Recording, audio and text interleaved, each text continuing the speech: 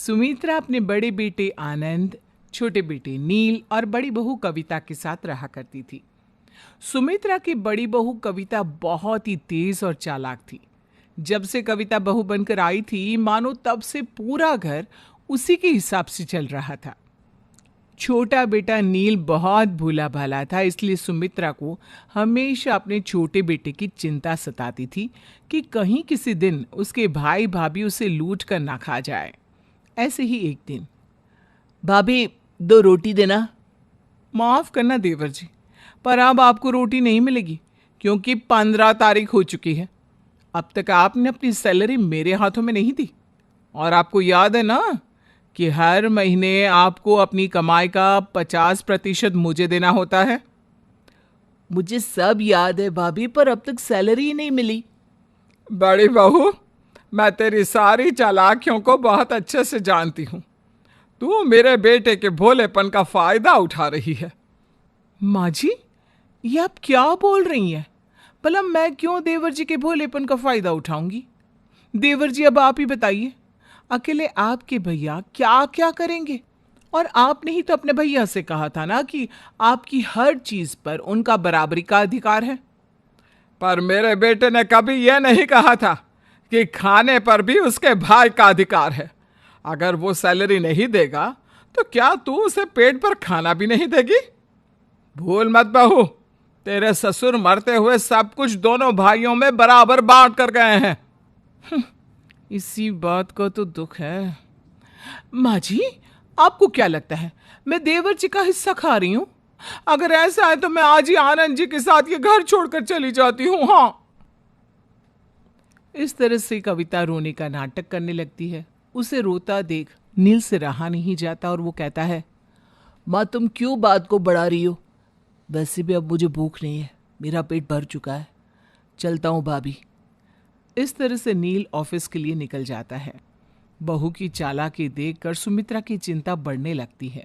अब ऐसे ही एक दिन सुमित्रा मार्केट सब्जी लेने जाती है, जहां उसकी नज़र पूर्वी नाम की एक लड़की पर पड़ती है, जो अकेले ही सिलेंडर लेकर अपने घर जाती है और सिलेंडर रखकर तुरंत बाहर आती है और गरीबों की मदद करने लगती है। ये देखकर सुमित्रा मन ही मन बोलती है, ये लड़की ठीक वैसी ही है जैसी मुझे अपने नील के लिए चाहिए। अब यह लड़की बनेगी मेरे घर की छोटी बहू। इस तरह से अब बहुत जल्द सुमित्रा अपने छोटे बेटे नील की शादी पूर्वी से करवा देती है। पूर्वी एक समझदार और होशियार लड़की थी, इसलिए जब से पूर्वी घर में आई तब से कविता की सारी चालाकियां धरी की धरी रह जाती है।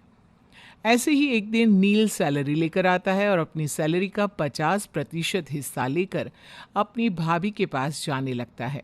ये देखकर पूर्वी कहती है, नील जी, ये क्या? आपने अपनी सैलरी का 50% माँ जी को दे दिया और 50% जिठानी जी को देने जा रहे हैं। आपने अपने लिए तो कुछ रखा ही नहीं। हाँ पूर्वी, क्योंकि पिताजी ने जाने से पहले इस घर की जिम्मेदारी मुझे और भैया को सौंपी थी। भैया अपनी जिम्मेदारियों को बहुत अच्छे से निभा रहे हैं। हमेशा मैं ही कमज़ोर पड़ जाता हूँ।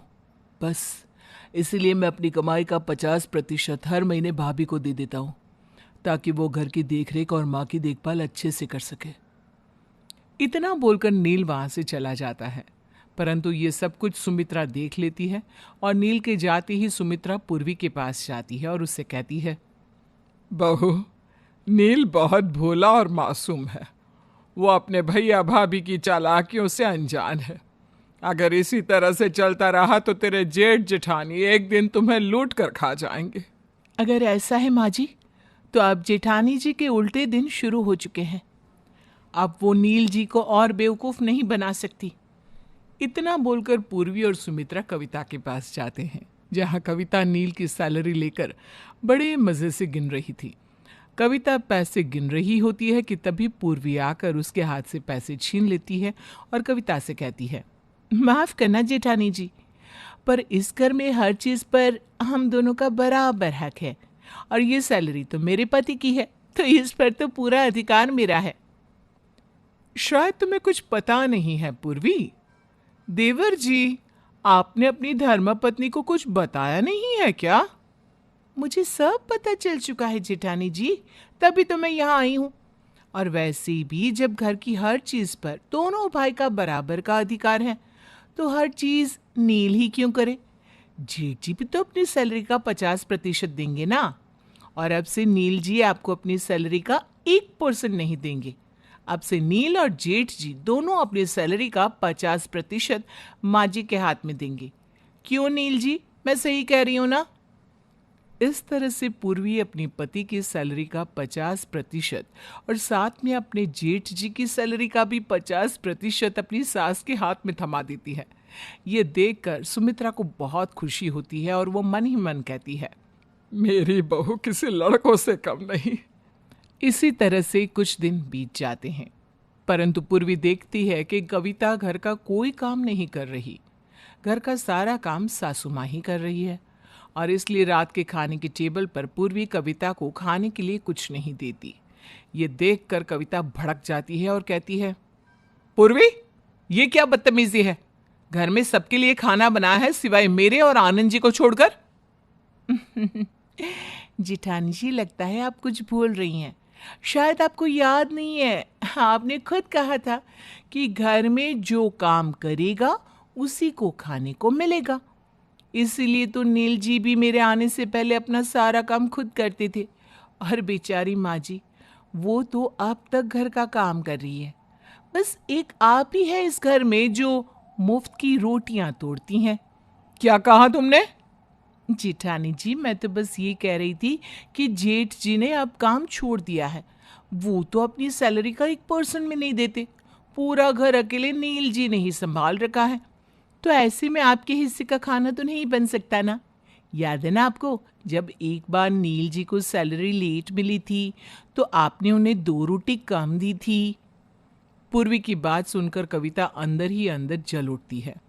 अब पूर्वी की बढ़ती मनमानी देखकर कविता और आनंद से रहा नहीं जाता और एक दिन कविता आनंद से कहती है, हमें इस पूर्वी का कुछ करना होगा। अगर ऐसा ही चलता रहा तो ये पूर्वी एक दिन हमें इस घर से उठाकर फेंक देगी और इसे पता चल जाएगा कि मरने से पहले बाबूजी ने सारी प्रॉपर्टी दोनों भाइयों के नाम नहीं बल्कि नील और उसकी बीवी के नाम की है। कविता, तुम चिंता मत करो। मैंने वकील से बात कर ली है और प्रॉपर्टी के कागजात भी बनवा लिए हैं। अब बहुत जल्द मैं नील को अपनी बातों में फंसा लूँगा और उससे प्रॉपर्टी के पेपर पर साइन करा लूँगा और साइन होते ही दोनों पति पत्नी को हम घर से धक्के मार कर निकाल लेंगे। आनंद और कविता पूर्वी और नील को घर से निकालने का प्लान बना लेते हैं, परंतु उसकी सारी बातें पूर्वी सुन लेती है। और जब आनंद प्रॉपर्टी के पेपर्स लेकर नील के पास जाता है और उसे साइन करवाने लगता है, तभी पूर्वी भी वहां आ जाती है और प्रॉपर्टी के पेपर उठाकर कहती है, अरे ये कैसे दस्तावेज है? अब जेठ जी ने बनाए हैं तो कुछ काम के ही पेपर होंगे। मैं ये सोच रही थी कि क्यों ना एक बार इन पेपर को पढ़ लिया जाए अपने दिल की तसल्ली के लिए। क्यों जेठ जी? हाँ, क्यों नहीं? आनंद के बोलते ही पूर्वी प्रॉपर्टी के पेपर पढ़ने लगती है और अचानक से उन पेपर्स को फाड़ देती है और अपने मोबाइल में आनंद कविता का काला चिट्ठा नील के सामने रख देती है। अब नील को अपने भैया भाभी का असली रूप नजर आता है और इस तरह से पूर्वी अपने जेठ जेठानी को मजा चखाती है। जब आनंद और कविता खुद को रोड पर आता हुआ देखते हैं तो उन्हें अपनी गलती का एहसास हो जाता है, जिसके बाद वो ऐसी गिरी हुई हरकतें फिर कभी नहीं करते।